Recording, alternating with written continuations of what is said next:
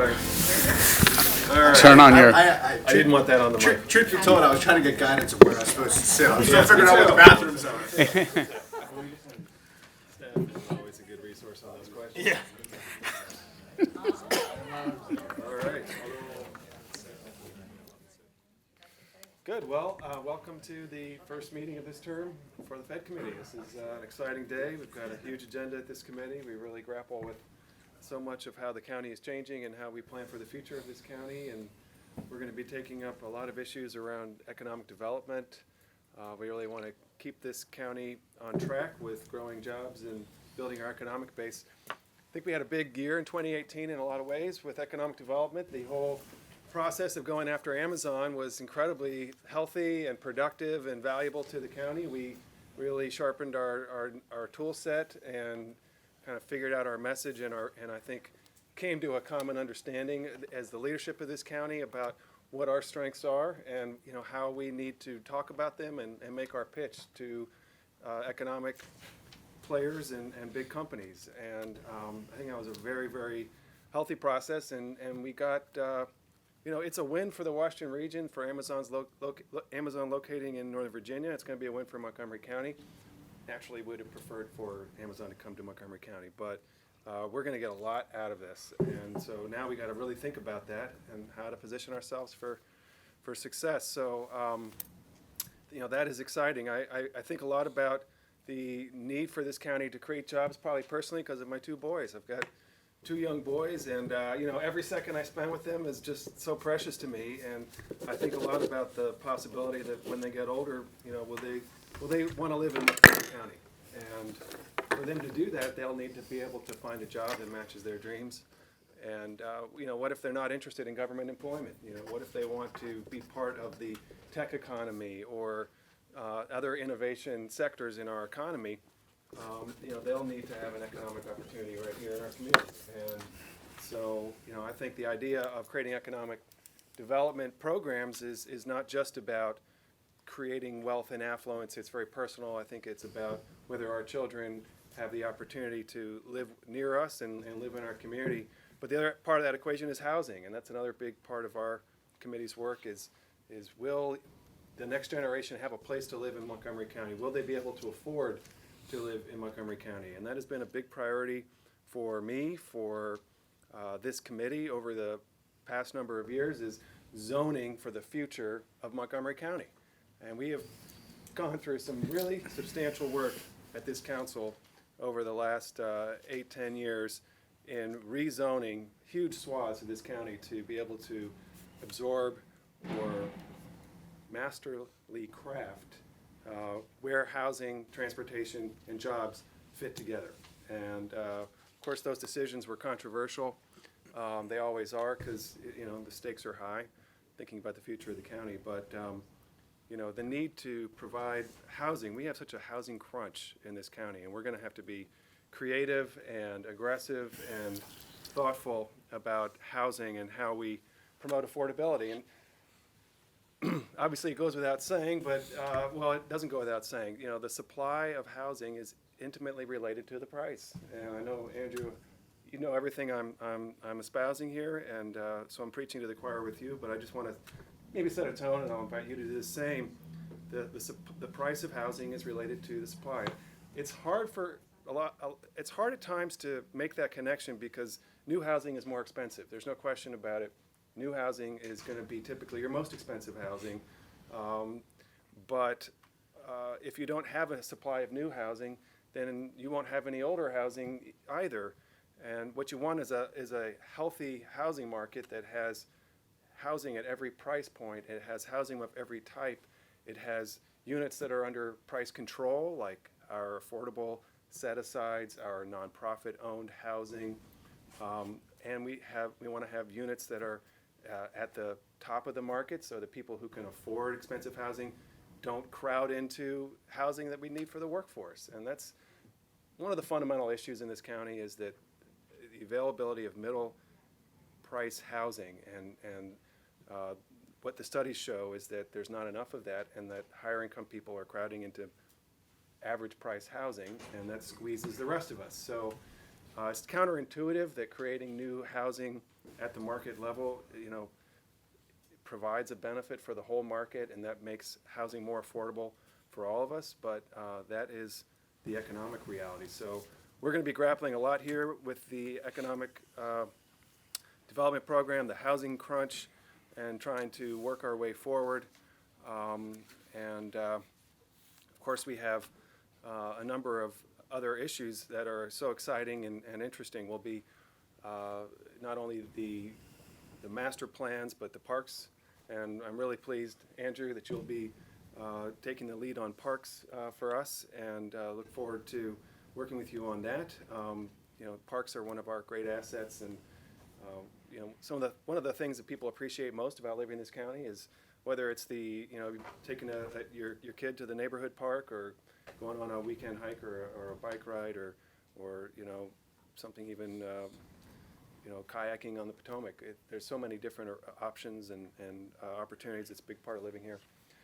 So that's going to be exciting for us. And then historic preservation, we are not only continuing to work on historic preservation designations through the commission, but also we've added in the funding for the historic preservation nonprofit initiative. So it's a personal interest of mine. I'm excited to be able to do more work on that directly here at the committee.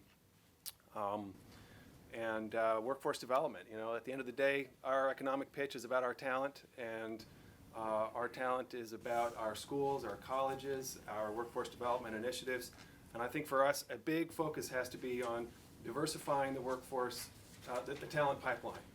How do we ensure that as companies grow here, they're pulling from the young people that actually live here, and not just attracting PhDs from around the world. And we like that people come here from all over the world with their brain power. It's what has contributed so much to our vitality. But there's no point in doing this if we're not creating opportunities for people who are disadvantaged, who otherwise wouldn't have a shot. And so we're going to be focusing a lot on youth skills and how to create talent pipelines in different sectors of the economy.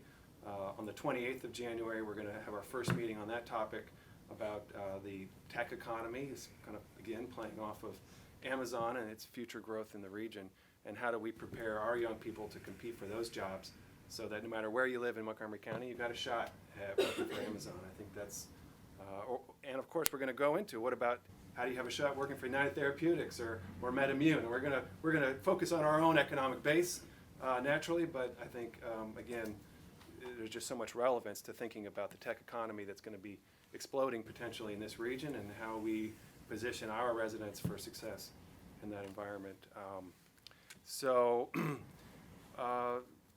Just some initial thoughts. We got an interesting agenda today. We're going to be moving quickly, I think, through a fairly discrete bill around short-term rental. And we're going to have a nice discussion with the EDC about their goals and their programs.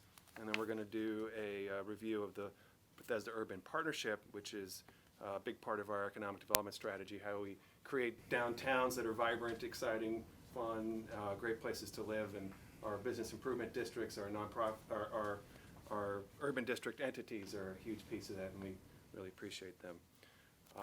So we'll begin, and Andrew, as you I'm sure know, if you want to say anything, which I'm sure you will, just show a hand, and then you'll turn on that mic, and nothing is recorded unless that mic is on, so you'll need that. And Jeff. We're ready. Thank you. Thank you. Nice to be at the first committee meeting. It's always nice to start with the start, Absolutely. Generally, I come to you dealing with zoning issues. In this case, I have a bill. Just to give you a little bit of history, since Sorry, Jeff, it's got to interrupt you. Sorry, I was hoping that. So I hear the good news that Councilmember Jawando's baby has arrived, and so we've been all hoping for a successful and healthy delivery, and so happy for Michelle and Will, and so it's a boy. That's their first boy. All right. I told it was, so this is their fourth child, and we're very excited. I understand they didn't find out in advance if it was a boy or a girl. And Will asked me, I've got two boys, said, so, you're thinking about having another child. So there's no way I can take the risk of having a third boy. But, so I thought it was so fascinating that he didn't even want to, they were just going to see what happened. It was very courageous. But we're happy for. Excused absence, right? Yeah, absolutely. We hope we don't see Will for a couple weeks. I'm sure, knowing how council members are, he'll find his iPhone isn't far from him. That was the best excuse for being interrupted I've ever had in my career. I mean, that's very nice. I know we were expecting that, or he was expecting it too, which is even better. All right, so here we are on short-term rentals. This is a topic that the last council took up in spades. It adopted a comprehensive regulations involving licensing. So it allowed it by zoning and then required a license to do it. In the course of that license, there's an appeal process. And what we didn't do when we changed or allowed for short-term rental housing was allow for an appeal to the Board of Appeals. Typically we do because it's a cheap appeal. You don't need an attorney.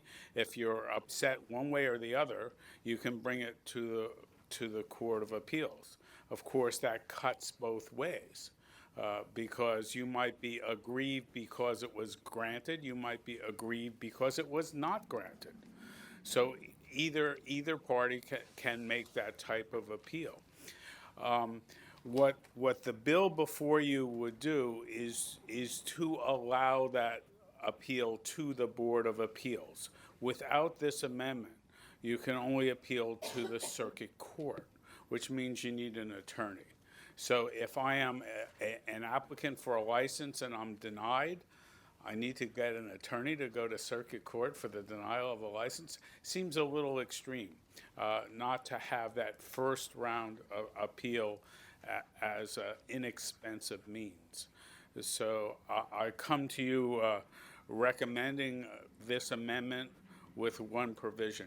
We got a letter from the Board of Appeals that said, we can't do this in 30 days. You can't have us have a hearing as soon as we get notice that it's being appealed, because there's some conversation. We have to arrange the case. We want to give people an opportunity to respond to the complaint and make the complaint itself.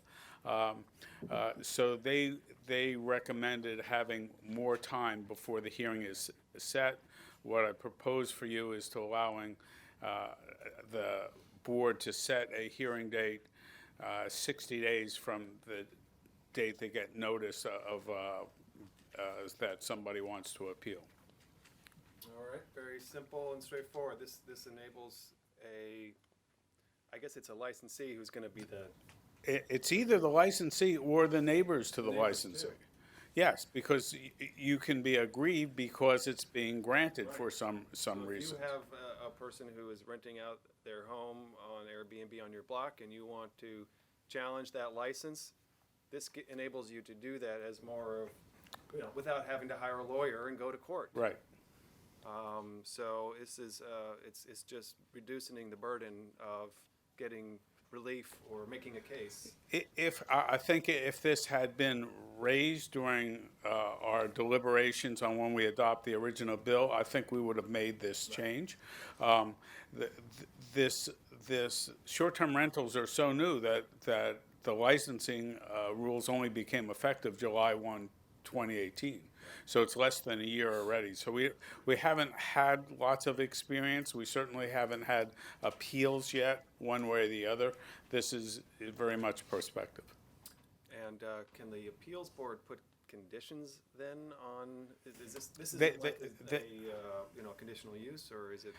They're really it's not like a conditional use, but the Board of Appeals is the Board of Appeals. We would hope that their determination would be should the license be granted or not. Okay, Andrew.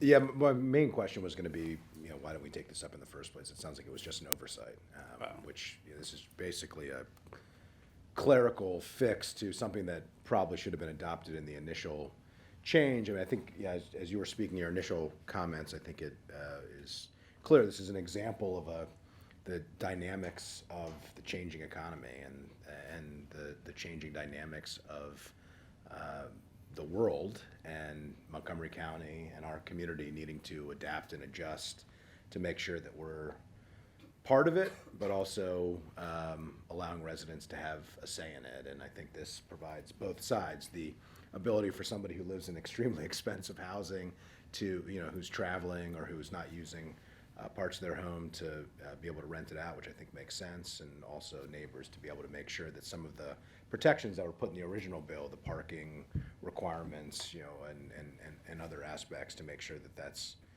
being fulfilled. So, obviously having a lawyer to ask for or appeal a license seems to be beyond the reasonable level of requirement.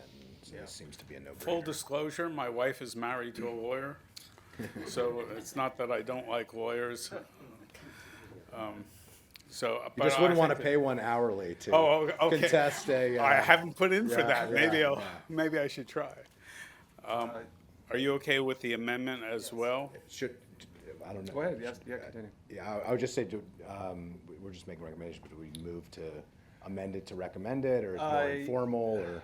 It's We not don't that have formal motions as that well. can You be- tell me, I write it as minutes, and it goes do- forward as your Yeah, recommendation. we do have indications of who took what positions, but we don't need a second at committee. Right, Sounds good. Well, I'm supportive of your recommendation, but I yield to you.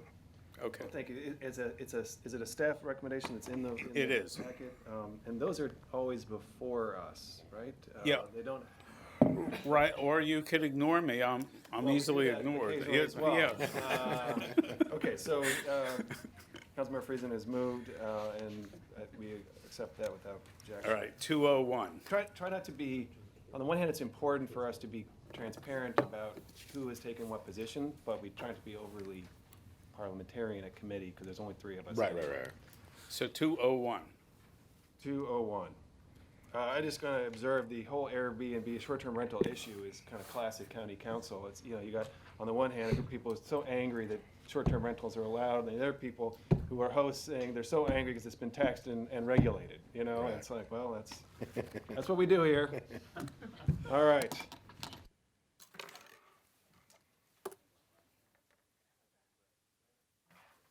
So now we are going to move to our an update from our Economic Development Corporation, and we have joining us David Petter, and David has with him several of his staff and board members. We'll ask him to just introduce them briefly as he begins. And Gene Smith, our analyst, has given us some background for this discussion about the work plan and the metrics.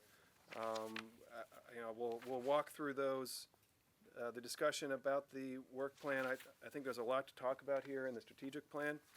And I want to thank you, Andrew, for the time you'll be spending with the EDC as our designated board member. That's going to be very important for our work, just to keep on top of everything that's happening here. And so, Gene, why don't you take it away? Sure. You've already teed it up pretty well. So the Fed chair requested this update just to get to know MCEDC in terms of the work they're doing in the county for the new Fed committee, understanding the outcomes they're measuring, and as the staff packet shares, the council approves an appropriation for this economic development organization, but the staff work with the board to prepare a work plan and a budget that meets that work plan. And certainly the council can speak into that, but it's done in-house with MCDC and their board in terms of how that work plan is implemented and the funding used from the county. So David will talk about the strategic plan for fiscal 19, as well as the metrics they're measuring, and as well as the economic data that MCDC is collecting, and including that data with the kind of on-the-ground business intelligence that they get in terms of how they're going to respond to the economy. So with that, I'll go ahead and turn it over to David and let him present with his team, and then we'll open up to questions to the Fed Committee. Great, thank you. I'd like to recognize our Vice Chairman, Robbie Brewer, who's with us here today. Our Chairman, Bobby Cannon, is currently out of the country, but appreciate the support from Robbie and all of the dedication he's had toward economic development in Montgomery County for many, many years, even before I arrived. He's been a strong influence of our work at the EDC. I'd like to also recognize Sarah Miller, who's here, our VP of Strategy, who is really the significant brains behind the strategic plan of action that you'll see today and aggregating information that we received from the business community. Sarah's very instrumental in the work that we're doing at a strategic level. Brandon, you've met in the past, I believe. He's our research analyst, and today he's my Vanna White as he walks through our slide presentation with me. I appreciate that, Brandon. Brandon is Well, there's a name I haven't heard in a long time. Vanna White? That threw me as well. But he is looking at the data and working with our partners to better understand where we are as a county, how we compare regionally, and how we can take that information and become a better organization as a county. I want to recognize a new team member that started with us yesterday. Bill Tompkins is joining us as Chief Operating Officer. It was a role we thought was appropriate to help us execute with more force at the EDC. The demands of the EDC and the needs of the business community are continuing to grow. Bill brings with him Fortune 500 experience as an executioner of operationalizing strategic plans. Great. Bill's been on the job for a day, so I think he's got it all figured out. All right, very good. But he brings with him a balanced, intentional, strategic executional plan to make sure that the work that's happening internally at the EDC is high-powered, is going to be accountable, is going to be results-driven, and it's going to be reported very well to this group. So I'm very excited about his addition to the team.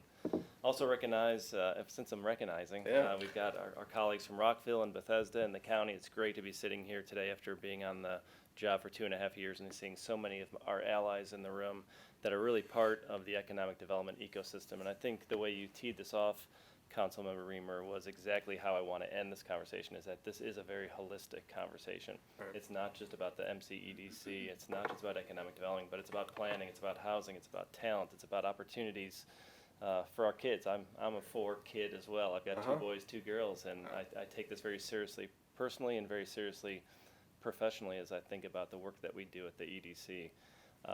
As you alluded to, the Amazon work really helped us understand who we were as a county. And I'm proud to say, after looking at a lot of research in economic development, 2,200 organizations around the county, they all talk about really the same 3 things: available land, cheap talent, and usually high quality of life. But the reality is Montgomery County has an incredible purpose-driven culture that's setting us far apart in economic development. The diversity of our people, as you know, 1 out of 3 residents being born in another country, is driving a diversity of ideas, of thought, of welcomeness to new ideas, new opportunity. And it's an incredible opportunity for me and an honor for me to sell Montgomery County day to day. And I value that proactive work that you both do, and Will does as well, although he's not here today. So thank you for setting the tone in that regard. We did put together a regional data piece. Brandon, if you want to, or can I call you Vanna during this presentation? Brandon, if you could forward to the next slide. We did put together a piece with our partners at Montgomery Planning, and I appreciate Casey and Gwen being here today. They've been working on creating data sets, as well as our team creating data sets to better understand our regional competitiveness as a county. We're going to be publishing a publication that will come out every quarter that will give the public, county council, our stakeholders a better understanding of how we're faring as a county and how we're faring regionally. Nice. I don't want to spend a lot of time on that today. I know I'm limited. I really want to get into the EDC work, but the major takeaways is that we're continuing to be competitive in the region. We're outperforming markets nationally. Our venture capital was really incredible in the previous year, over $500 million in venture capital, which is showing that there's still an incredible amount of investment coming. Is that companies gaining venture capital, or is that investments from companies in? Companies in Montgomery County gaining venture capital for either like an inflow starting or expanding their operations. And those are very, very big deals. Where I think we need to work on that in the future is making sure those smaller companies and those historically underrepresented companies are also receiving smaller venture capital amounts, and we'll talk about that later in the presentation. Our employment numbers are stable and growing, and our office vacancy rates are lower than our peers. So I think we are healthy. It certainly doesn't mean we're going to rest. We're going to continue to be proactive, and you're going to see how incredibly proactive we're going to be at the EDC in the coming slides. And we're going to probably just talk with you as we go. I think we're pretty good on time. Okay, And, yeah, great. the office vacancy rate issue is an interesting one because I think we have, what I've seen, we have very strong submarkets, and then we have some submarkets that are not as strong because they're not, the location is, the market has changed as to Yeah. the impact of the location, Yeah, and I that is driving some of our tax issues, that our revenues are, a lot of buildings have been able to get their assessments lowered because they're, even though we're doing better than other But there's still a challenge. competitors, there's still a challenge there. There's a national trend that companies are creating smaller footprints as they're moving into new space. They're not needing as much space. Right. We have challenges in the suburban office markets that are away from transportation or metro access or the walkability of our urban centers such as Rockville or Bethesda or Silver Spring.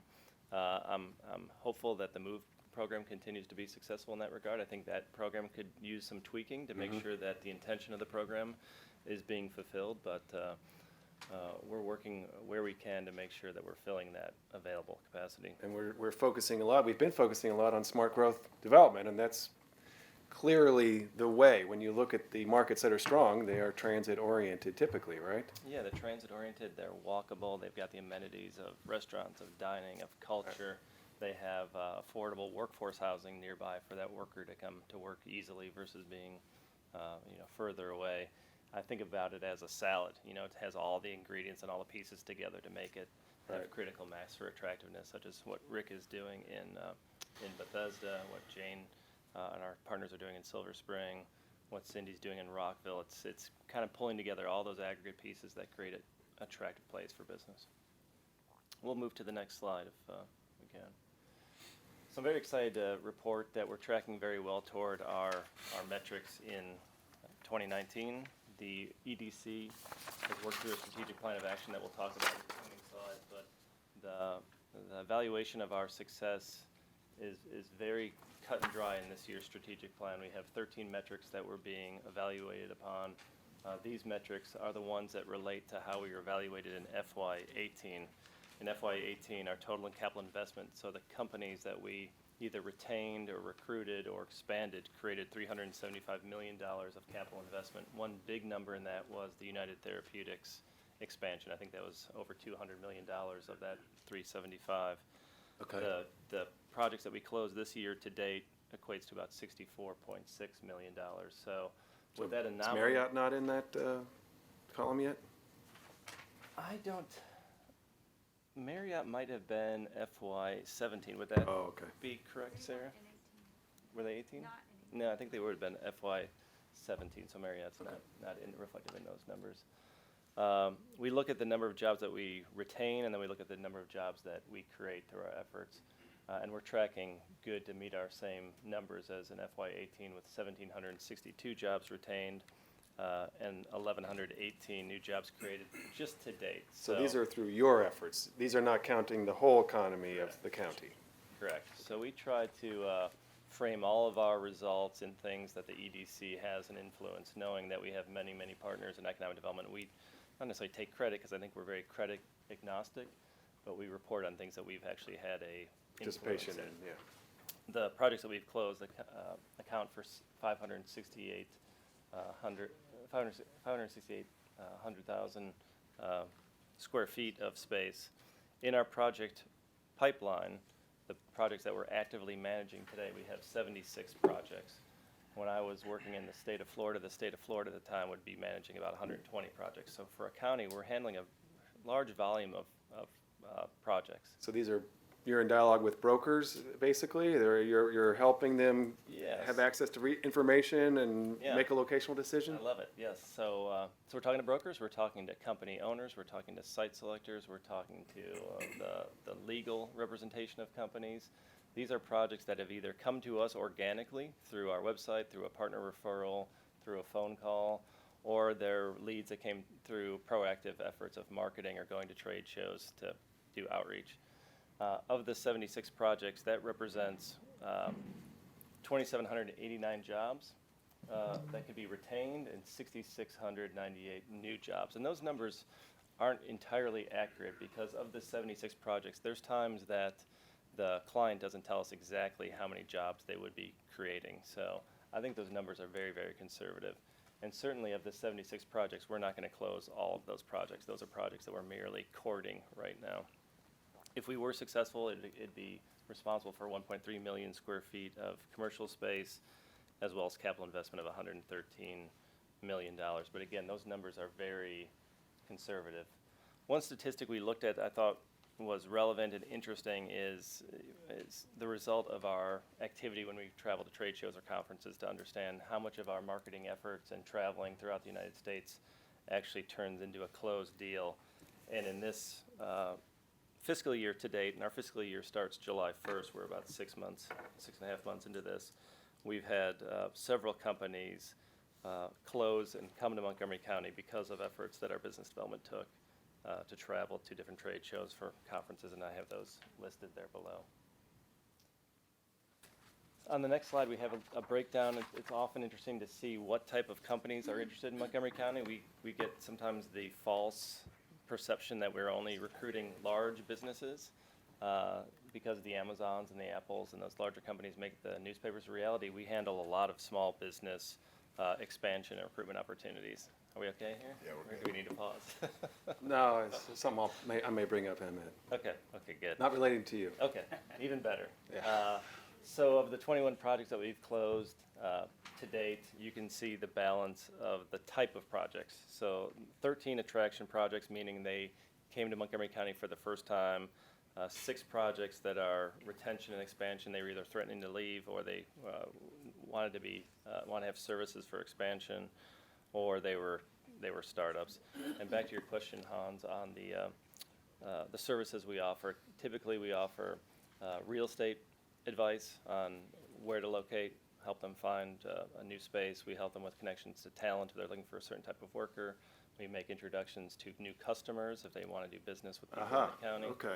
We provide them mentors, So they'll tell you what type of employee they're looking for, and you have that type of Yeah, we have that resource. symbiotic relationship with Worksource Montgomery in our office that we connect with them. So I always ask my team to not lead with the solution when they meet with a company, but go there and understand what they need to be successful.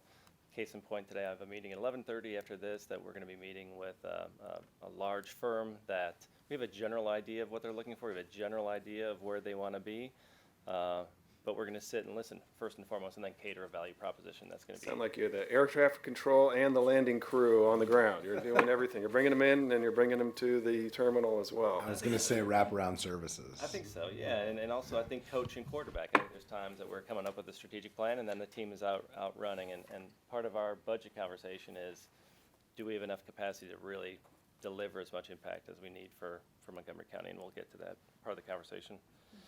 The breakdown on the left, the bottom left of the pie chart shows the size of the companies that we're attracting.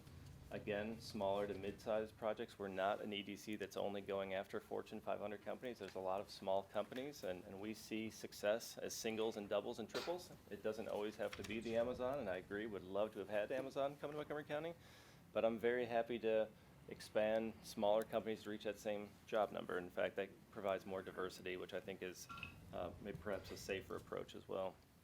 In our project pipeline, you can again see the breakdown of the 76 projects, how those fall within the size of companies. So very small to mid-sized companies. The average size is 102 employees on our prospect pipeline, 63 on the ones that we've closed to date, which I think is interesting. I'm often asked what are the industries that are coming to us. We very much agree with the comprehensive economic strategy that the stakeholder industries are appropriate in that strategy, which are life sciences, technology, specifically cybersecurity, financial services, corporate headquarters, and advanced manufacturing. So anything we do proactively, marketing, trade shows, conferences, efforts will be aligned to those 5 industries. But what's coming in organically is really running the gamut. In fact, this breakdown of 76 companies might be 25 different industries. Those 5 industries, but media, government contracting, insurance, anything in the wide spectrum of a company that wants a thought leadership or opportunity that Montgomery County offers. The largest of that 76 were 15 biotech companies. That's been our number one lead source since I started 2.5 years ago is bio. So we put a lot of energy behind the recruitment of that. Certainly it's white hot in Montgomery County right now, right? Bio is just booming. It's white hot, but we do have opportunities to create some infrastructure that'll drive in more results there, and we can have that conversation in a few more slides.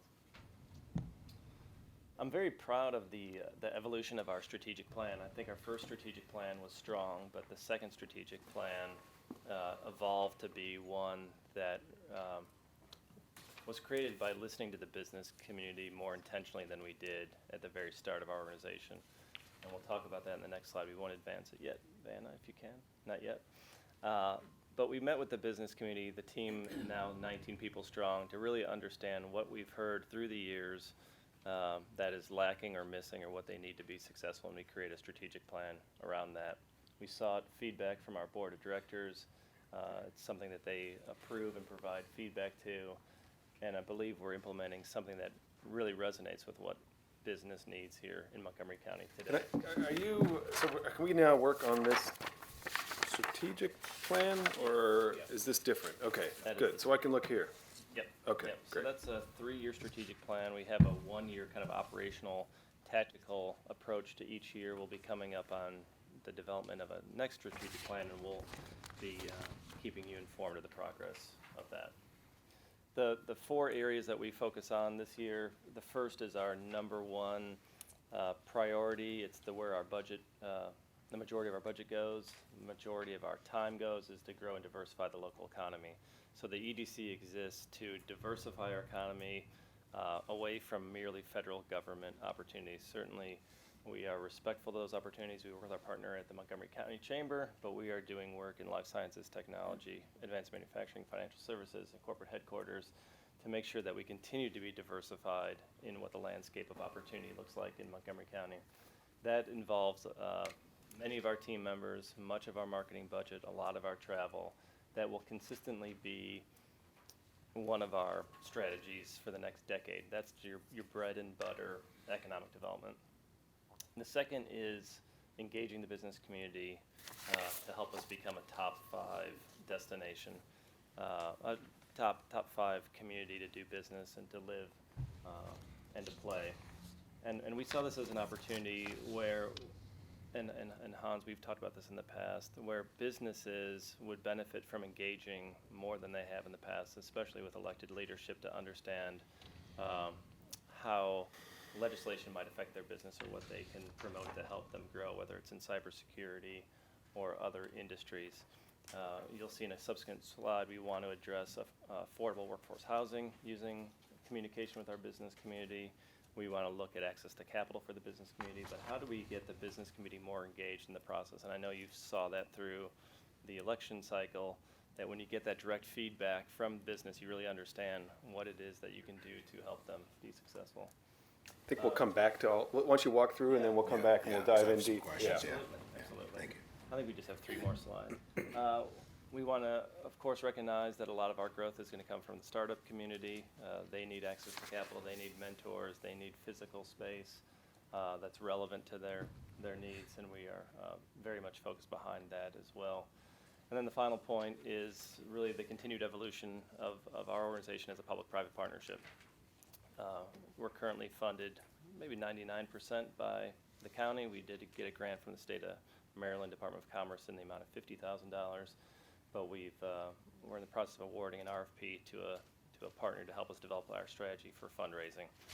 We hope to raise $200,000 through the end of this fiscal year, $400,000 in the next fiscal year, and beyond that, we're going to determine what that dollar amount's going to be. But certainly to be successful, we'll have a balance of public money and private money and additional private engagement once we have that private investment strategy coming in. So I'm very, very excited about that process, and it's something that we appreciate the patience to get there. I think we wanted to make sure we had the value proposition figured out, that we had our team in place, we had our space in place, and we're at that point now that we can start making that happen. Go, I think, 2 more slides. Thank you. So in speaking to the development of the strategic plan, it came from listening and from offering that, as Andrew, you noted, the wraparound service if we're successful. And what we heard is that there's a scarcity of infrastructure to grow small businesses, and that's in the wet lab space. It's also in the food production space. And Councilmember Reamer, we had that conversation yesterday about the development of a co-packing, co-manufacturing facility. We want to make sure that we're not thinking about economic development merely as the deals, the retention, the expansion, the recruitment, but what are those long-term infrastructure table-setting efforts that we can be doing to drive job and capital investment creation. We see there's a lot of challenge in connecting companies within Montgomery County to each other. There'll be times in our office that we recognize that a company in Montgomery County doesn't recognize that their best customer is probably across the street from them. We recognize that during our cybersecurity study, but we see that in food, we see that in technology, we see that in so many industries, and we'll be embarking upon programs to help connect more companies to each other so that money doesn't go outside of the region. Access to capital is typically number one or number two challenge we hear from the companies our business development team are meeting with. Affordable workforce housing is very important, and we recognize that during the Amazon pitch and continue to hear that from our employers, the ability to have their workforce close to them and not have to drive in from Frederick or beyond. We want to have our business community more engaged in the legislative process and understand how the legislative process can affect their industry and their business. It's difficult to engage with our federal installations. We want to take technology and patents and the ideas out of our federal agencies and help create companies out of those, but that's just a challenging thing to do, although we have strategies to help execute in that regard. We think there's an underdeveloped innovation entrepreneurship culture. I think we're successful with BHI. I think they're filling the life sciences startup ecosystem well, but in other industries there's opportunities to do more there. We think there's an opportunity for some of our companies to use whether it's MCPS or Montgomery County government as a test bed for their products or services. We've heard that from the community. Use the county government operations as a test bed, Yeah, not necessarily traditional procurement giving something away, but maybe there's additional ways to partner in that regard. And then although we have the most talented workforce in the United States and we have an incredible amount of bachelor degrees and PhDs, we still hear it's challenging to find the right type of worker at times. Very specialized workers that many of our companies need that are challenging, and many roles are unfilled. I believe the statistic is nearly 30,000 open positions in Montgomery County today. So we need to continue to close that gap between what our talent pipeline is producing and what our employers need. Some of the challenges we heard from elected leadership in the previous year is that we need to have more awareness of Montgomery County. I think will always be an opportunity, is to share that Montgomery County story more broadly and more effectively. I think we have great content, but we need to continue to get that word out. Amazon did great for us on the national stage, but we need to leverage that. We hear that too few businesses are coming to our county. We understand and recognize that there are equity gaps in economic development, that we need to think about Montgomery County as not one huge 505 square mile landmass, but a place that has 17 to 19 business centers that are very unique in their assets, very unique in their people, very unique in what they need. And we need to think about how we serve people who have typically not been represented in economic development and business opportunity. We often hear of how we compete with our neighbor to the south in Fairfax and with DC. And then we continue to want to get more clarity on our economic health, and especially through the last election cycle, there was a lot of data and rhetoric that was presented that had certain lenses to it that may or not have been as authentic or as credible as it could have been. And we want to have a clear picture, as you do, to understand how to act upon that information. I believe one last slide.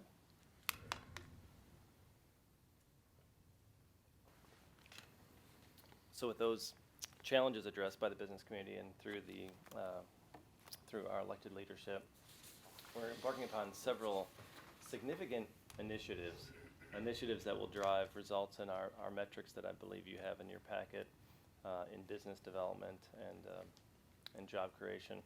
One is the BioLab the BioLab pilot project, which is going to help us with the availability of small wet lab space. We're currently running between 1 to 3% unoccupied space in wet labs, so very, very small availability. Add to that is very specific space. What is good for one company may not be good for another company. A company may not need a vivarium, they may need more of a traditional chemistry type of setup. So we've got very limited supply, and we've got very limited small space for companies to start and expand. And the BioLab pilot project will help with a grant that will help companies fit out their space to afford their first or their growing space in wet labs. You're going to provide a grant to companies to do that? We're exploring this. Yes. Interesting, okay. Yes. Exploring it. This is a concept you have, you're developing? Yes, sir. Yes, sir. That's kind of we're playing tic-tac-toe here. I'm going to go down on this. The Angel Resource Institute is going to address our goal to have more access to capital and startup capital to not only the companies that are typically invested within, but those companies that are minority-owned, historically not represented, receive funding from organizations and high-net-worth individuals in the region.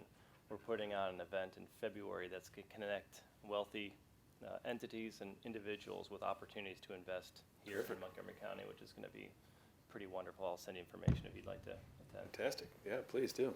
We've held a legislative boot camp for cybersecurity companies in partnership with the Maryland Tech Council. We had 7 CEOs at an event that helped them better understand their role in the legislative process. We weren't entirely impressed by that first session. We want to work with Maryland Tech Council to refine a future session with them and get more CEOs engaged in the legislative process in the cybersecurity industry.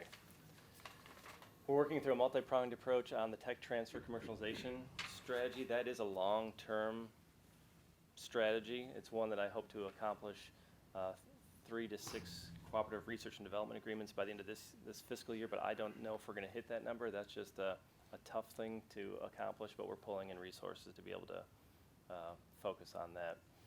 Brandon and his team are executing an opportunity zone investor workshop in February. As you may know, there's 14 opportunity zones in Montgomery County, including 2 in downtown Silver Spring. It's a very technical, hard to understand tax deferral, I guess you'd call it, program for people who have received capital gains. So we're going to have people from the Federal Reserve in Richmond present the benefits of the program, understand how they could utilize it, show them opportunities here in Montgomery County. I believe we're ending with a bus tour. Is that correct? So starting with a bus tour where you can actually look at the zones, the opportunities within Montgomery County for investment. So very excited about that. I'll end with the business attraction. We're looking at the incentive strategy, and this is an area that I think we want feedback from the Fed committee and county council. We don't want to take what was legacy programs or incentives and just say that's what they are for the rest of the time. We want to look at things a little differently. We want to, first and foremost, we'll be very conservative at the EDC. We want to make sure that there's actually a but-for reason to incentivize a company. We don't want to start with the incentive conversation. We want to start with our talent, our geography, our purpose-driven people, our quality of life, our 3 international airports, all the reasons why they could be successful, non-financial incentive. And if we need to close a deal with incentives, we want to make sure that it's a deal that can't be closed otherwise, that the company actually would need that money, that they're not in a place that's just giving the money away. We want to look at strategic areas within the county that might not have been promoted as areas for business and maybe incentivize those differently.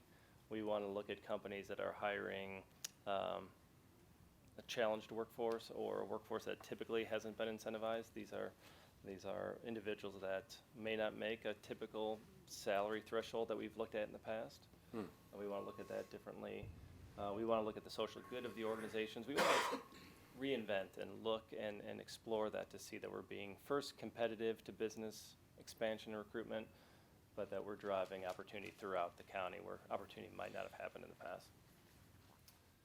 We're working on a co-packer, co-manufacturing facility. We've heard this in Montgomery County for many, many years that startups do very well here.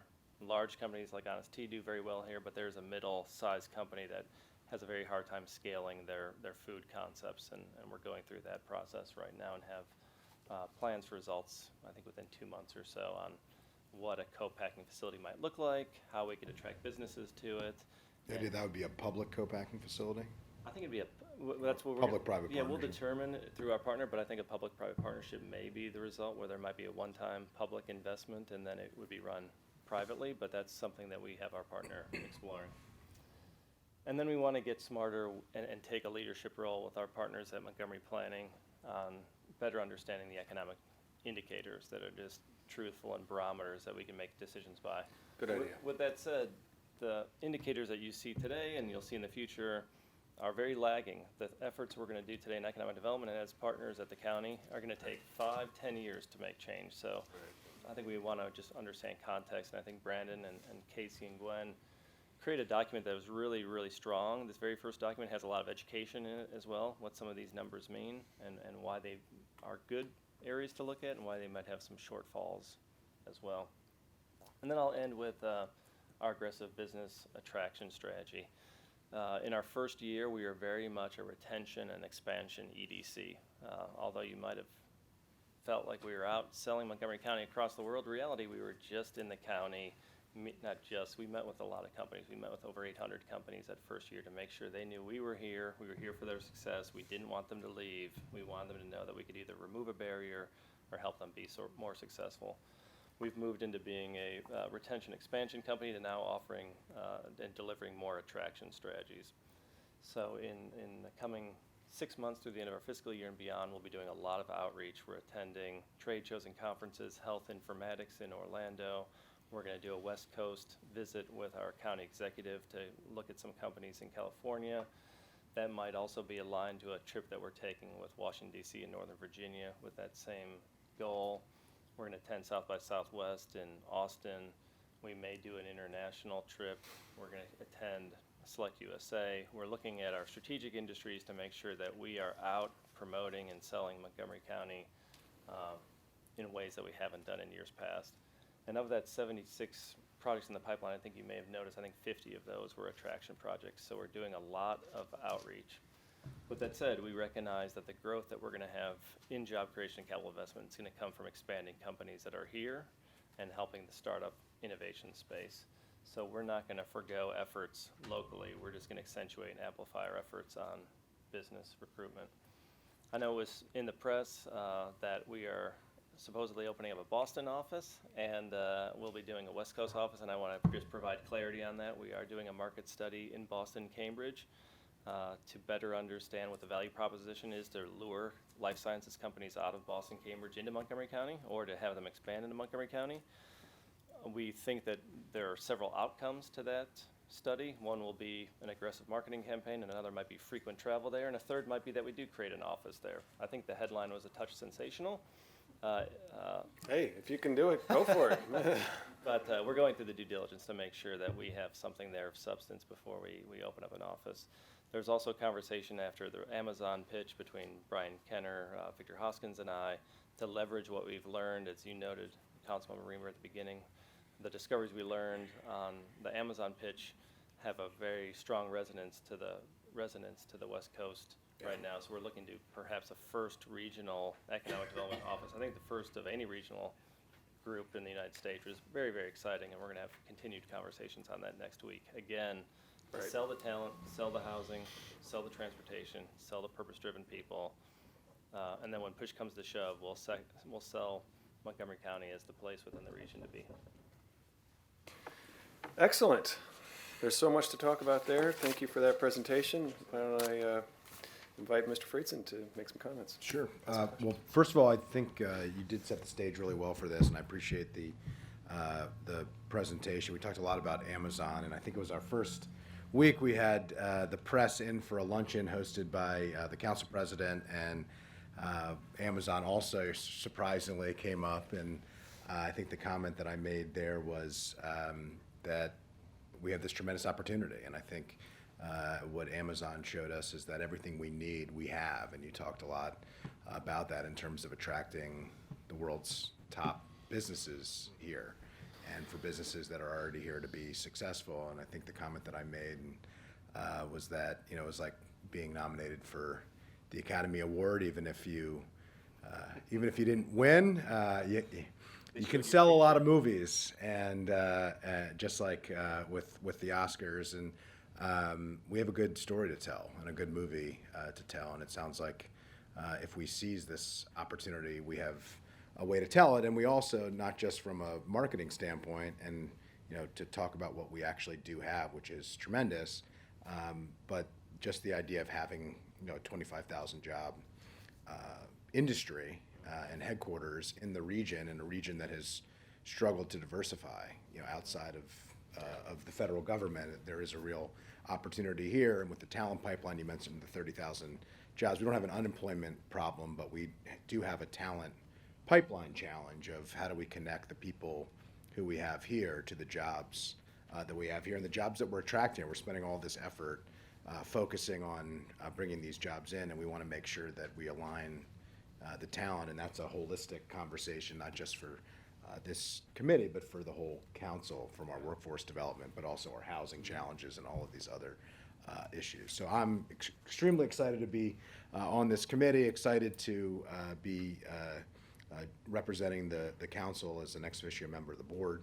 I look forward to really focusing in on some of these issues. I do have a couple questions. You talked, we talked about the plan, the strategic plan that was adopted recently. The organization's about 3.5 years old. You've been in this role for about 2.5 years.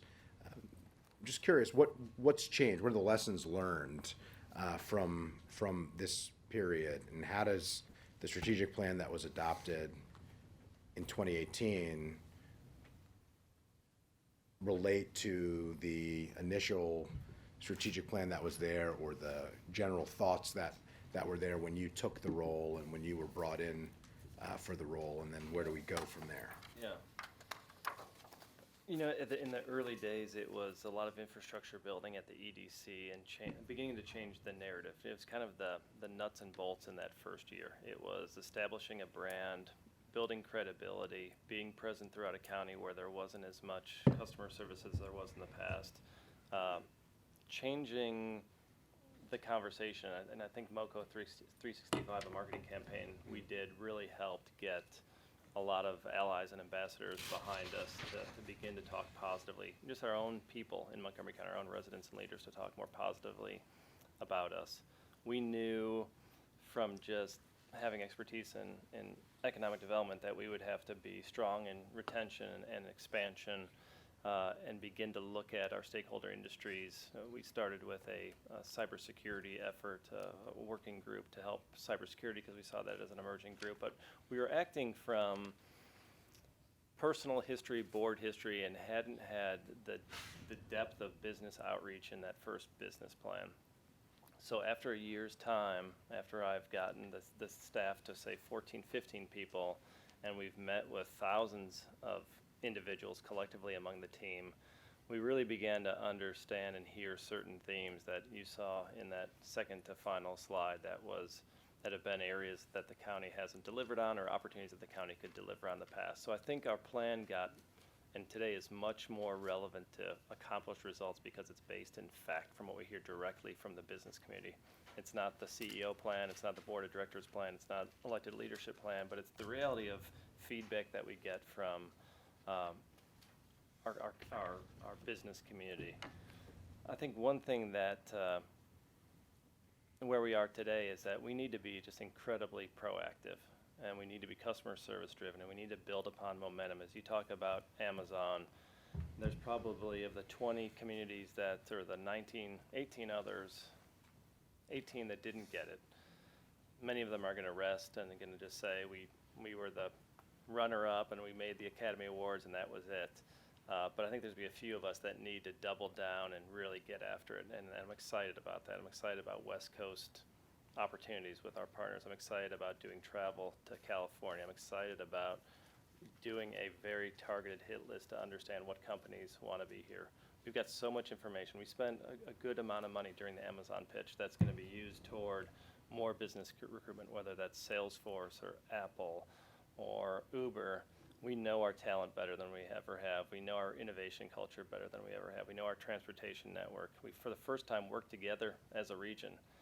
We're not going to rest and not going to just let that go by the wayside. So I think you're going to see, especially with the growth of my team and Bill joining our team, that we're going to get very, very, very aggressive, and we're going to partner with elected leadership such as yourself to help us with some of those infrastructure areas outside of traditional economic development to actually make a difference in the county. Thanks. I don't remember, was it one question? Was Yeah, it no, just that's one good. question? I wanted to speak about venture capital and angel investing. You talked a little bit here about some ideas that you all have in promoting this. I always think of this as one of the big challenges that we have here. We have tremendous wealth, but not a lot of angel investment activity, not a lot of capital venture activity. A lot of people who have tremendous amounts of wealth here, not just in Montgomery County, but in our entire region, are investing angel capital in California and Boston and other places, and capturing as much of that as we can and having that invested here and seeing the value proposition here, and then secondarily making sure that once a company grows that we do better with the D part of R&D, that we do well in biohealth and other places with the research side of it, but then once the $1 million idea turns into $1 billion idea, it gets acquired, and somehow operations eventually leave with some exceptions, and those exceptions are tremendous pillars of our community, but keeping those here. So if you could talk a little bit more about how you see that working, what the strategy and goals are there, because obviously we're not going to be able to do this with incentives, and as you mentioned, we're not going to be able to do this with public dollars alone. What we really need are the private sector capital infusing growth in private sector companies. We really need the institutional investors to be closer than where they are today. We need institutional investors in Montgomery County. Typically, a company will grow and leave because the people who are providing the money want them to be closer to them. So I think our Angel Resource Institute program is the first of many endeavors that we're going to be embarking upon that's going to help connect high net worth individuals, some organizations, to opportunities that otherwise they might not have known about. The Kauffman Foundation puts on this program to help even educate how to invest, how to find a good deal, and how to engage. It's not an area that we've done a lot of work in to date as we've been evolving, but recognize that working with our partners, it's an area that we certainly need to focus on, and not just our stakeholder industries, but areas that might not have had investment in the past. Small and minority-owned businesses, historically underrepresented businesses outside of life sciences have traditionally not been invested within. So I'd love to share the information on the February event with you and show you how I think this is going to be something that's going to move us in that direction. That's terrific. I think the issue of leveraging more of our local investment capital for local economic development is a big one for us. I remember a few years ago I did have a conversation through COG with some of our regional economic development officials and about the issue, how we could do more to foster that. And I came away from the conversation thinking we really need some people who actually are expert in this. And, as a council member, I can't lead that conversation. You have to be a professional in the industry to know how to carry that and build it. So the fact that we have you now, the private nonprofit entity with actual business expertise, I don't need to stay stuck in the past, but we didn't used to have that. Years ago we had an economic development organization that did not have the capabilities, the staff that we now have, thanks to privatizing that department and bringing in people with real professional skills. So glad that you can take that on, and it's to be fair, and there's times that we have the answer, and there's times that we're very good conveners and we're very good connectors to the answer, and recognize that we are one of many partners in the region that can bring it together. And I think that's our strength, is that we know our strengths, we know our partners. I think we work well with our partners. We're not looking to duplicate any services that are currently being offered, and we bring the solutions together in a way that's not redundant or more expensive than they need to be. I wanted to see if Gwen, I guess Casey might have had to duck out, but I'd love to hear a little bit more about your partnership with the EDC on indicators. That's good news. We went through quite a conversation this year with people putting out information about our economy that was so weak in its underlying integrity, and I think we have to. But I think it was they were speaking into a vacuum. And that was part of the problem. If someone who's really not even an economist, like Animan Basu, makes a statement, the press picks up on it, and if we don't have our own story out there, then shame on us. So, good partnership. Yeah, I want to also acknowledge Carrie McCarthy and the team in the Research and Special Projects Division in planning. They have done an amazing job of developing data, of working very collaboratively with Brandon and the whole staff at EDC, and we think it's a very valuable partnership. You have to start with accurate data. That is really what it comes down to. And I think when we see the data, I know we haven't gone over this report in great detail, I think it does show that our economy is strong. It is, we're actually reducing our office vacancy rate. We are, have a very, very low unemployment rate. We have I was just actually in Pittsburgh a few weeks ago, and, I think if Pittsburgh had the kind of numbers we have, they would be dancing in the streets. Most jurisdictions would kill to have our problems. Exactly. I mean, but with that said, we need to keep moving forward. One of our goals is not just to sort of exist, but to actually, we talked about this last night at the meeting about the general plan, but not just to exist, but to thrive, to move beyond the sort of status quo and do better. And so I think that we hope to work collaboratively with EDC in the future, both on data sharing, but on specific projects. A lot of times, actually, we just worked very closely on the Autolus sort of attraction effort to bring that company to Montgomery County. And our role was to make sure that the regulatory process for them to get the approvals that they needed to move forward met the deadlines that they had. We all got together in a big room with staff from EDC, with staff from Department of Permitting Services, with staff from our office, and with the Autolus representatives, and we talked about what their needs were. To get from here to there, they needed to have certain entitlements and approvals in place by certain dates, and we did it. We were able to accomplish it. Again, always with, my caveat is always with the same goal, that we aren't going to sacrifice quality. We aren't bending over backwards to just get a new company that isn't going to be a benefit to the county, not just economically, but in terms of how it builds our community.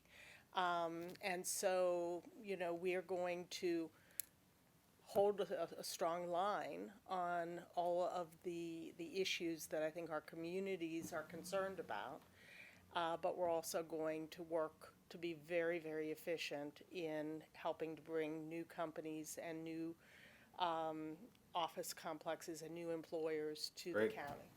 Well, thanks for teaming up there. It's a terrific leveraging of our resources. I wanted to talk a little bit about goal number 2, which focuses a lot on housing and the need to increase workforce housing near employment hubs. Yeah, please stay. David, can you I'm going to ask generally for David, and chime in if you feel it's important, but we do actually, now we're starting to get into the moment of having probably 15 minutes maybe left for this discussion. Can you talk a bit about why, David, you and your board and those who you've involved to kind of come to focus on workforce housing near employment hubs? Yeah, we see it. Got the microphone. We see it with all of the companies, many of the companies that we meet with, the struggle to get their workforce to their job, and that's really that holistic conversation again on the cost of the housing, transportation challenges, schooling, all of the things that kind of come together that sometimes make a worker further away, whether it's Aventis Healthcare trying to bring nurses to work from outside the region, or it's our police, our fire, our school teachers. we hear a continued conversation among the businesses that we meet with that They're anxious if they locate here or expand here. Is anyone going to be able to take a job with them? They'll have to live 2 hours away. and it's really that mid-market worker. I think we're covering affordable housing very well, but are we covering that worker that's kind of falling in the middle there? So I'm very concerned because last night the county executive made a comment at his public forum. They didn't think we needed to have new development to create housing for millennials. Now, that's, well, I don't understand what that is about. This is right into the sweet spot of our economic development strategy here. We have a workforce housing problem. Companies don't want to grow here if their employees can't live here. It's just very simple. We've got to have a place for everyone to live. We have a housing crunch. Yeah, to that same kind of passion, I had a meeting with our counterparts in D.C. and Washington, D.C., and I think in D.C. and Northern Virginia, and I think we're better positioned than D.C. and the Alexandria region, but the conversation was a presentation that was being made to us, and the person who was presenting to us had an idea for an innovation concept of some kind, but the conversation immediately went back to, until we address workforce housing as a region, all of these other programs and efforts won't have any type of significance if we don't have the ability to have workers close to their. I mean, it's one thing for, actually, I think it probably affects any company, right? If you know that you're only a C-suite operation somehow, you're a consultancy, and everyone can afford a house in, Bethesda or whatever, maybe you're fine.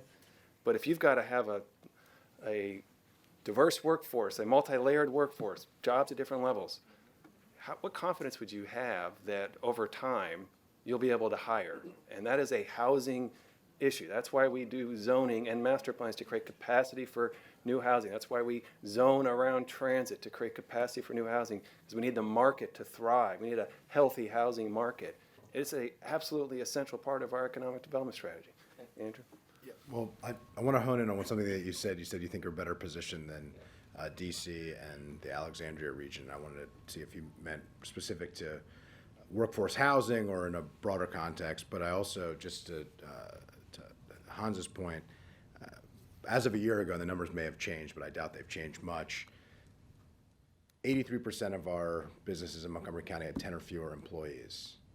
96% had 50 or fewer employees. Well, some of that is because of the type of industry we have, which is why we need to diversify. We have, service-based consultancies and accounting firms and, small law firms, and then your regular, sandwich shops and dry cleaners and things that people need to live their lives, and a small number of huge companies, and then very few of the meaty middle, not just workers, but people. But a big part of that is because of the workers. If you have a company that has, 250 employees, where do 225 of them live? Right. The person who's making, $70,000 to $150,000 a year, it's extremely difficult to grow a business with that. So I just wanted to see what you meant by you think we're in a better position, because I was interested in that point, and just also talk about that ecosystem, because I think it's an unhealthy ecosystem. We have this general idea that it's big businesses and small businesses, and they're competing against each other, which I've never thought was true. Big businesses normally compete against similarly sized big businesses, and small businesses normally compete against similarly sized small businesses, with rare exceptions which we can't control, the Amazons of the world, the Walmarts of the world, the Ubers, these disruptive industries that, county council members unfortunately can't control the global economic trends, but it's like in the ocean. If you're a tadpole or a minnow and a shark's coming, you're not worried about the shark, you're worried about the tadpole or the minnow swimming next to you. You just want to be faster than that minnow, and the shark's going to eat the other one, and that's good enough for you.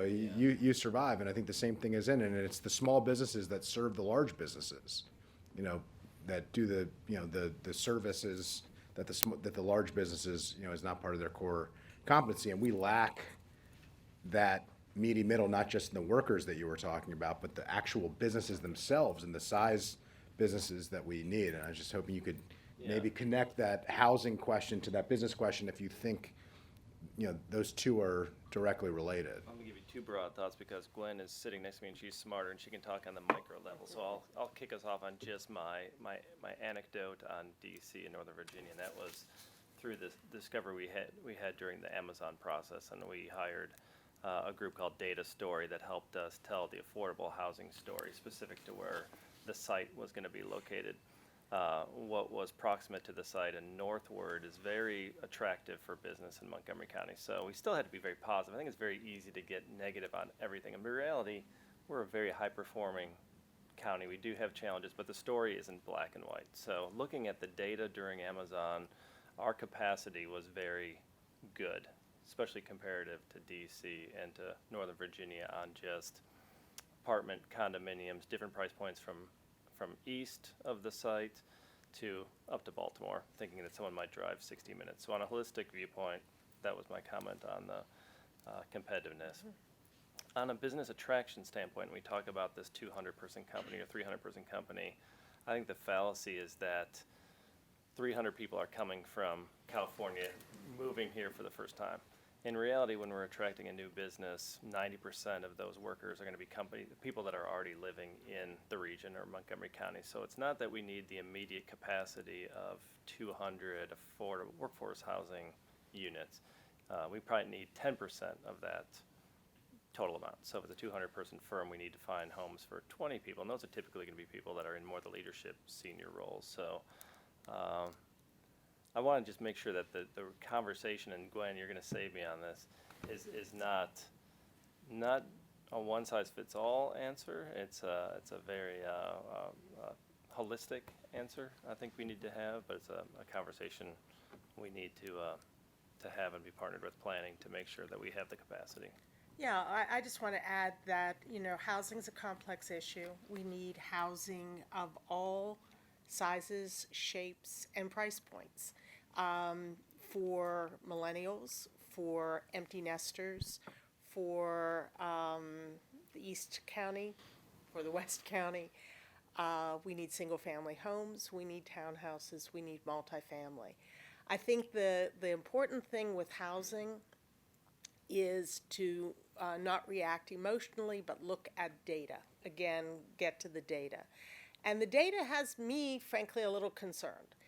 In calendar year 2018, based on SDAT data, which is the state assessment data that we get, we had less than 1,000 new housing units enter our tax assessment rolls. 2018, the whole In year? The whole year.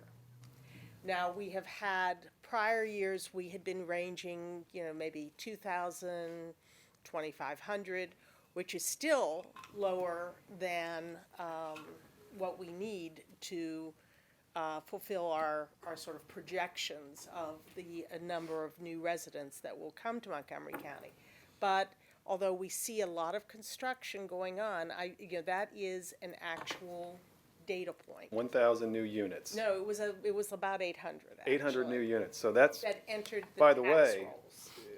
so that at Now, some there may time, be others under construction. Right, but in at some terms of what time, entered the tax rolls. at some time earlier than that, there would have been the moment when they would have paid their impact tax.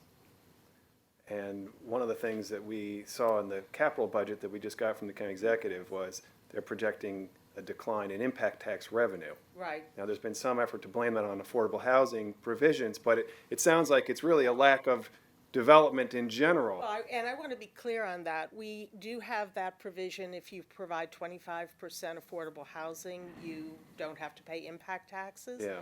We have had literally 2 projects Yeah, in Montgomery County take advantage of that. There are others that are coming. Right. That are moving through the approval processes. it may be coming. But, right, and that's another point, is even if properties get an approval, doesn't mean they're necessarily getting built. Right. We have properties that have been in our pipeline, approved and not built for a long, long, long time. Or that they're getting Right. built with the 25% Your mic provision if is they not- can't get Right. financing. But I do want to, again, I think Say it's. that again. No, so I was saying, not only just that the approval doesn't necessitate the building, as your 800 units suggest, but also just because they apply for the 25% to have forgiveness on the impact tax, it doesn't mean that once they actually go to get financing and actually pull their permit, that they're gonna meet the threshold, and if they don't meet the threshold, then they would be paying Those are- the impact tax. So there's a Those lot are of very open-ended questions large about, projects to yeah. actually finance. But I do want to be clear because there's been, I think, a lot of attention given to, gee, these 25% affordable projects are destroying our impact tax Right. structure. There literally have been 2 projects, and that It are would be under good if you could talk to the construction. executive branch about that, because there's been a lot of conversation coming about that. 800 new units of housing in 2018, that gives you a housing crunch right there. That is, It's I mean, very low. it's practically nothing. And so, what I've always said as we talked about the rental housing study, that affordable housing and our concerns and issues with that is actually a housing issue. If you don't have sufficient supply and you have a lot of demand, the costs are going to go up. I mean, I think, again, the data from this trends report does show that our average rental cost has gone up a little bit. I mean, it was a very small increment, but it has gone up. And I think that, again, to solve all of our rental housing issues, and we've been through this in the past, and our for sale issues, it's the same thing. It's a multi-pronged approach. It is a combination of producing more units, preserving existing workforce and affordable housing, and taking a look at, all of the incentives that we need to get more MPDUs. It's a really, it needs to be not an either or, but all of the above kind of approach. Somewhat unrelated to this particular discussion, but very much related to what we were just talking about. I think it'd be interesting to have some type of analysis of what the cost benefit is on that 25% MPDU. Yeah, well, there may be ways that we can improve that policy. I don't want to indicate that I think it is perfect the way it is. And actually, I'll be bringing a bill to the council that can serve as a vehicle to think that through. But fundamentally, I think it's a huge success. The possibility that we could have, a 290-foot tower in downtown Bethesda is 25% affordable is like, no one would have ever thought that would ever happen. Right. It's amazing. That's Yeah, 100 MPDUs. in Yeah. downtown I agree, and I think Bethesda. the broader idea is, we talk about economic development and these 2 competing storylines, and we have to make sure that, it's easy to say, oh, we have this suburban office vacancy problem, and we have, this problem and that problem and that problem. We also have a really good story to tell too, and there are 2 competing storylines, and there is an effort on both sides, and we have to, really amplify our game. I think as public officials and also as the EDC and also as private sector business executives to really, talk about the positives. I think similarly with the housing issue, there is this storyline that is being pushed and promulgated by some that suggest that, affordable housing is the issue, and that's causing all kinds of challenges with transportation infrastructure and school overcrowding. And, as the data shows, that's not necessarily accurate. I think it's important, just to kind of add my voice to the chorus that you've started here, Hans. I think it's important that we push pretty fervently to explain the fact that we are in a housing crisis. It's an affordable housing crisis, it's a workforce housing crisis, it's a housing crisis with market rate that if we don't meet the demands of the marketplace and have enough supply to support it, that we're not going to get out of this challenge. And the impact tax revenues will be down. The assessments, as you aptly brought up at our full council meeting when we were being briefed on the change in our assessments, those will continue to go down. That was mostly business side, but it was directly related, I think, to the housing side, as you all mentioned. All right, couple quick points before we conclude here. So in your plan, it mentions a public-private work group to develop solutions for the housing challenges. Look forward to hearing more about that. I don't know that you need to go in any further, but I observed that, and that's exciting. I'm glad to hear you want to tackle that.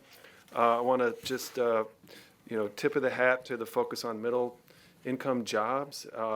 It's been historically a challenge to think about economic development incentives or initiatives or energy into anything but the highest paying jobs, and that just doesn't quite seem consistent with our values. We really do want to build a middle class and middle income jobs, and it's got to be a priority for us to do that. The conversation about incentives and the revised incentive strategy, that's terrific. We can really take that up here, I think, and kind of think that through. And the point you've made about engaging CEOs in the process, I really want to urge you to be proactive in your focus, or that's not really a word, I understand, active in your focus about how you engage CEOs around what we can do that's new, that's better, that's different. And not only just be reactive, because yes, proposals are going to come through the council that, may be unpopular, but if all we ever hear is about how, don't do this, then it becomes a sour relationship. But if you can help put new ideas on the table about where we can actually break ground and then demonstrate that there's CEO, business sector, enthusiasm for that, then there's a lot more momentum to do the positive things that we need to do. So that'll be helpful. All right. Thank you very much for your time. Appreciate it. Look forward to continuing the conversation. Now we will move to our final item. Thank you, Gene.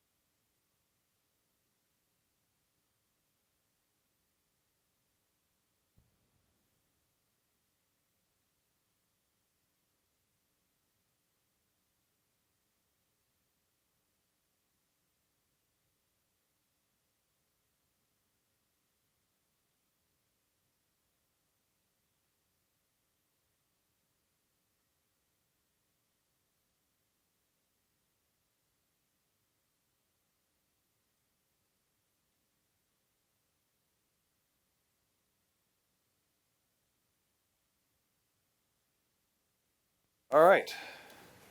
Mr. Scruggs. Sue. In the process of downloading my presentation, sorry. All right.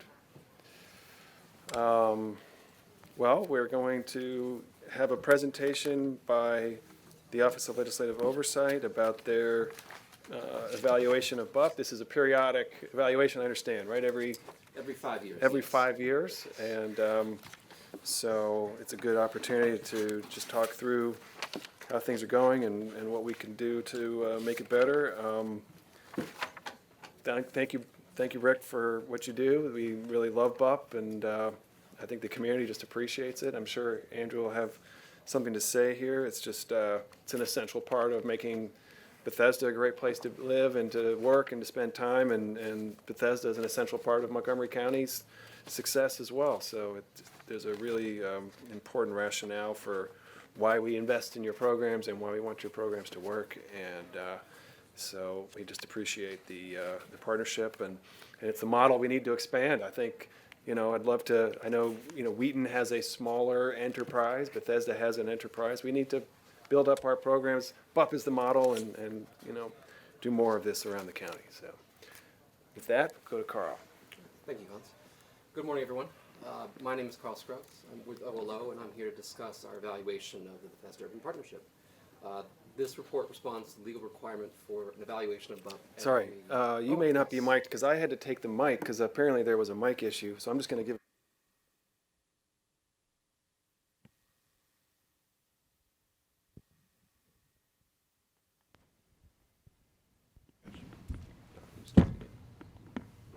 All right. Thank you, Hans. Thank you, everyone.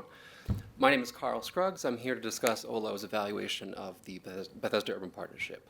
This report responds to the legal requirement for an evaluation of BUP by OLO every 5 years before the council may consider reauthorization of it. Before we start, I just want to take a moment here to thank the staff from BUP and the executive branch for all their invaluable assistance. They were a huge help. And also representatives from BUP's partners in the county and the Bethesda community who helped contribute to this report. We received a very high level of cooperation from everybody. So we prepared a short presentation to provide an overview of our report. It should take about 8 minutes. I'll first provide some background information on BUP and the methodology we used to go about the evaluation. I'll next go over what BUP's mandated responsibilities are and our means of examining how BUP is fulfilling these responsibilities. I'll then go on to provide a brief overview of their finances.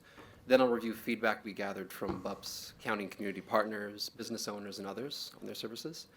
And finally, I'll review OLO's recommendations for council action.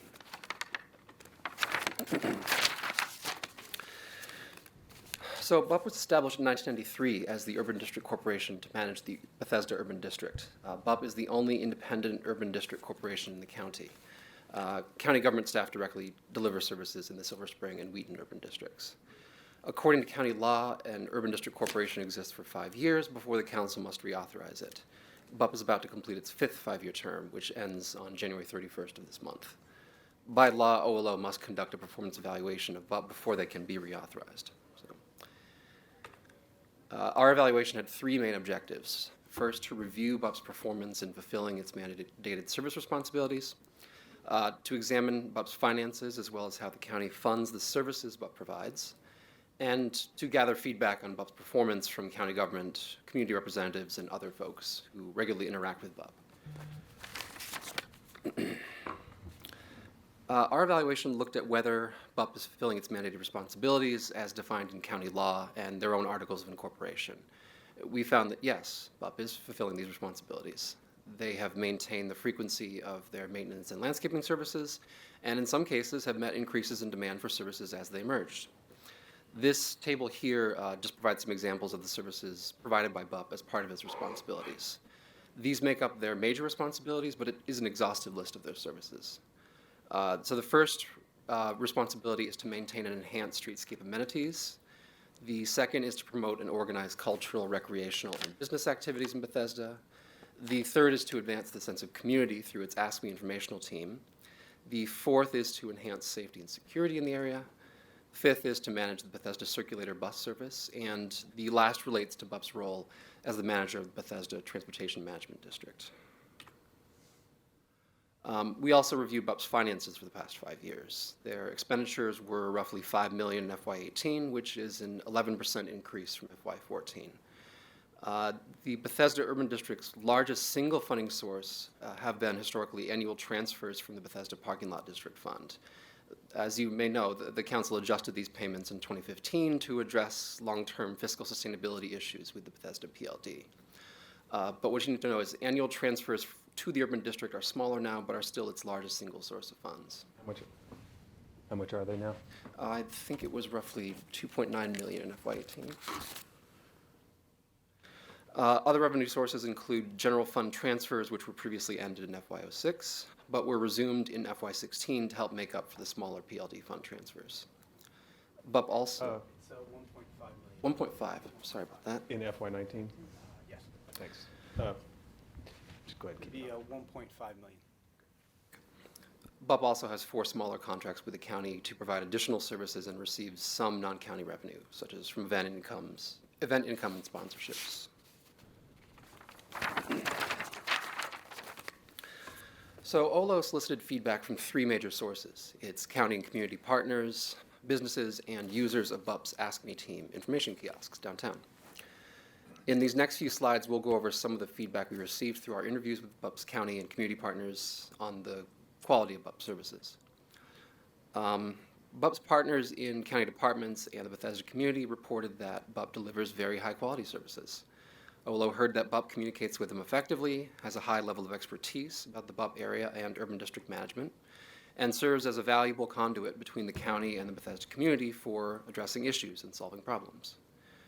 Most partners feel that BUP's current overall responsibilities are appropriate, though several interviewees noted that they expect BUP's workload will increase as more residents, workers, and visitors arrive, and as projects proposed in the new Bethesda downtown plan, the Purple Line, etc., come online.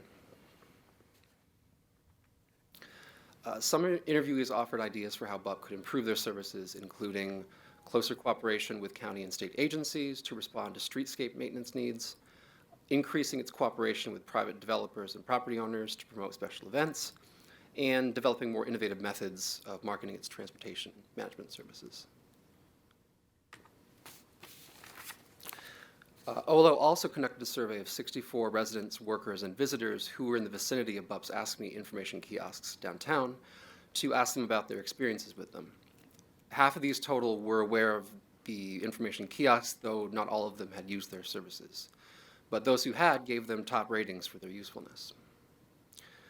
Finally, OLO conducted field interviews with 35 business owners, managers, and other proprietors in downtown Bethesda to gather feedback about their experiences with BUP. Overall, most reported positive experiences with BUP staff and good outcomes in requesting services. We heard that BUP is proactive about completing landscaping and maintenance work, and their staff communicate effectively with the county about upcoming disruptions in service delivery. A small number of interviewees also shared some criticisms about some aspects of their services, marketing communication with businesses and participating in special events. However, most reported that these services still contributed usefully to their businesses. Some interviewed business owners and managers did offer ideas for how BUP could improve their services. These included increased marketing and advertising efforts for family and locally owned businesses, and promoting more special events aimed at supporting smaller scale type events, such as for local artists.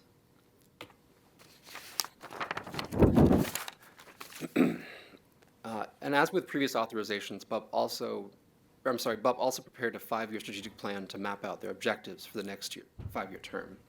OLO reviewed feedback from focus groups organized by the consultant hired by BUP to help craft this plan. These focus groups had high regard for BUP staff knowledge and its role in maintaining Bethesda. Most participants of the focus groups view BUP as an information resource, a service provider, and an organizer of community events. BUP submitted its strategic plan for the upcoming 5-year term to the council this past summer, and there's a full copy of the plan available in the appendix of this report. So OLO's recommendations for the council for next steps are twofold. First, we recommend that they reauthorize the urban partnership for another 5-year term and retain the requirement for an OLO evaluation prior to this reauthorization. The packet includes a draft resolution for this action, should it be taken. The second is to require BUP to develop a new 5-year strategic plan before the next reauthorization. This should include seeking feedback from the community through focus groups, surveys, or other means as part of their strategic planning process, as BUP has done in the past. Their latest strategic plan included a status report on implementing objectives identified in the previous one, and OLO recommends that BUP should continue this practice, which could serve to help the council better assess BUP's performance. That concludes our presentation. Thank you for your time. All right. Rick, what would you like to, and Ken, welcome, Ken Hartman. Pleased that you've been reappointed or invited to continue in your work. You've always been so diligent and easy to work with, and I'm really glad that your institutional expertise will be retained. And so anything you'd like to share? Oh, There we go. there you go. Yes, red is my color. I'm contractually obligated to like red. First of all, I want to thank Carl and OLO for the real kind of partnership we had in getting this report together and working with him. He did a great job. I would also like to thank our board members for their support on what we do. They're really the ones who are in control of the program, making sure that we're meeting the needs of the community. So their input, and they are very vocal and very involved, has been helpful in us to make sure that we know that we're meeting those needs. And, you know, Ken as well. Ken is, he is with us step by step. His insights into the community and his kind of larger perspective on Bethesda's needs has been very helpful to us. And of course, the staff at the Bethesda Urban Partnership. You have people who've been here for 20, 25 years who know the ins and outs of the community, and that is a resource. You can't put a real value on that, and you couple that with their commitment, and that's why BUP works so well. It's an understanding of what the community needs, and it's a desire to fulfill those needs. We're operational. We're here to get things done, and we're here to work with our county partners. So at DOT, at planning, permitting services, those relationships really help us maintain that level of service that we're known for. So I'm very grateful that we have those types of relationships, and we're grateful for all the support that we get from the council and the county. Terrific. So we have some items of business here. We need the council to recommend, the council to approve a resolution to reauthorize BUP for another 5 years and continuing the requirement for an OLO evaluation. Thank you. So I know we all agree to that. And then we have a recommendation to require BUP to develop a new 5-year strategic plan before its next reauthorization. So I like that recommendation a lot. Be a good topic for us to kind of review at the committee. Andrew.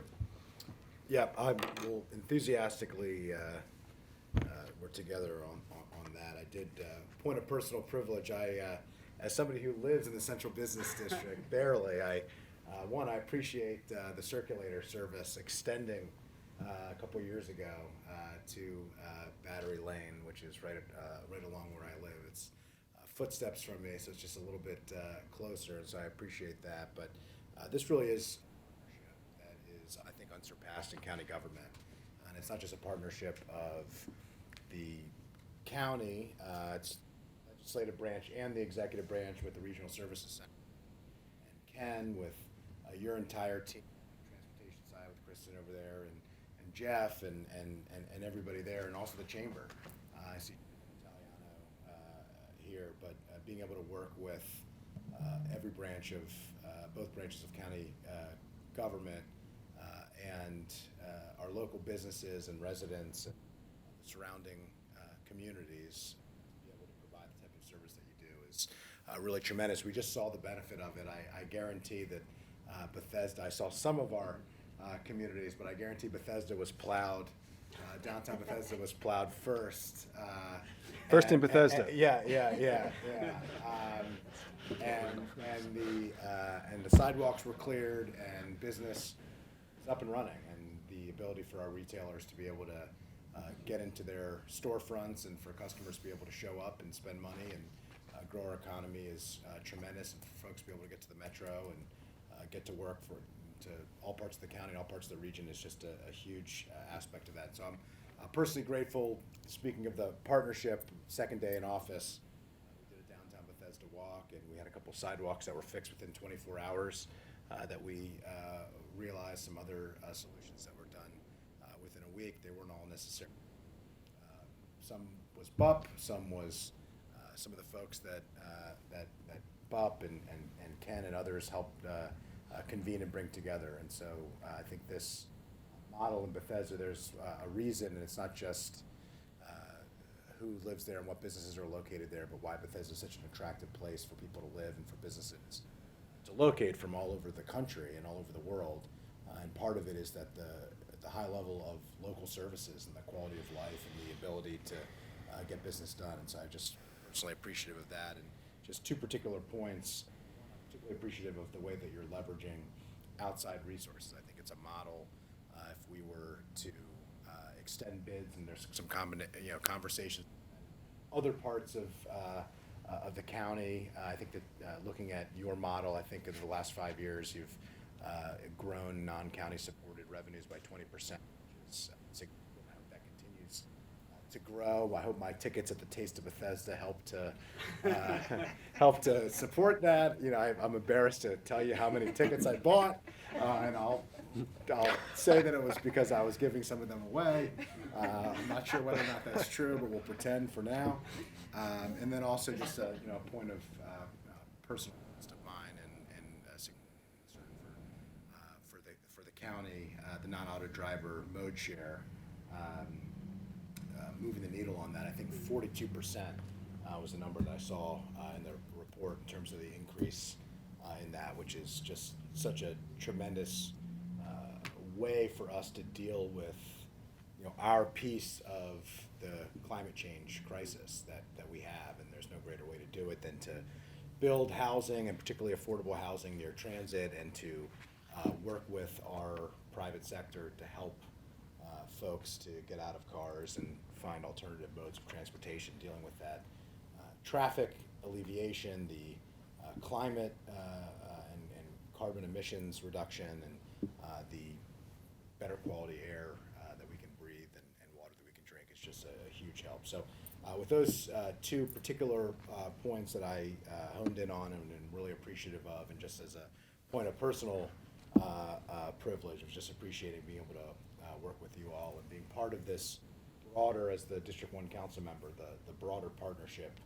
with government and semi-public-private partnership and private sector all working together, and the legislative branch and the executive branch all being able to serve residents in such a tremendous way. I hope we can bottle up some of the best things that you all are doing and spread it around the rest of the county and the rest of the region, frankly. So, thanks. Terrific. May you always get results in 24 hours. Yeah, that's a standard. We started. I'm sure they weren't putting on a show for you or anything. It's for the residents. It's for the residents. Very good. All right. Well, thank you for your work. Appreciate what you do. And we're finished with our meeting. Thank you very much.